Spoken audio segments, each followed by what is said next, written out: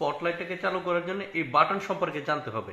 তো প্রথমেই দেখেন এই যে একটা বাটন, ওই বাটনটা আমরা পাওয়ার বাটন নামে ইউজ করি, পাওয়ার বাটন নামে বলি, এটা একটা পাওয়ার বাটন। হ্যাঁ, তারপরের যে বাটনটা দেখেন এটা হচ্ছে অফ, পাওয়ার এবং অফ।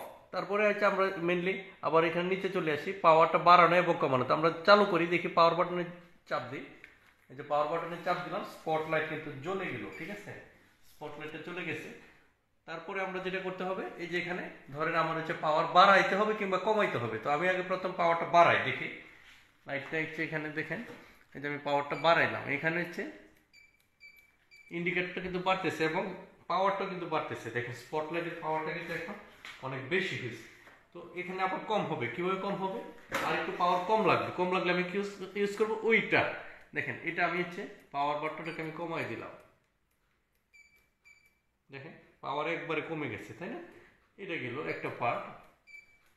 আরেকটা পার্ট হচ্ছে আমি স্পট করব, কতটুকু এরিয়া নিয়ে আমি স্পট করব। দেখেন এখানে কিন্তু একটা বড় একটা এরিয়া নিয়ে কিন্তু স্পট হয়েছে। আমি চাইলে এটাকে আর একটু মিনিমাইজ করে একটু ছোট করতে পারি। দেখেন এটা, এই যে স্পটটা আস্তে আস্তে কিন্তু ছোট হয়ে গেছে। হ্যাঁ, ছোট হয়ে গেছে না?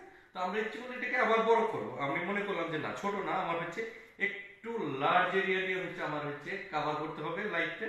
তো এই যে আমি এটাকে উল্টা দিকে ঘোরাবো,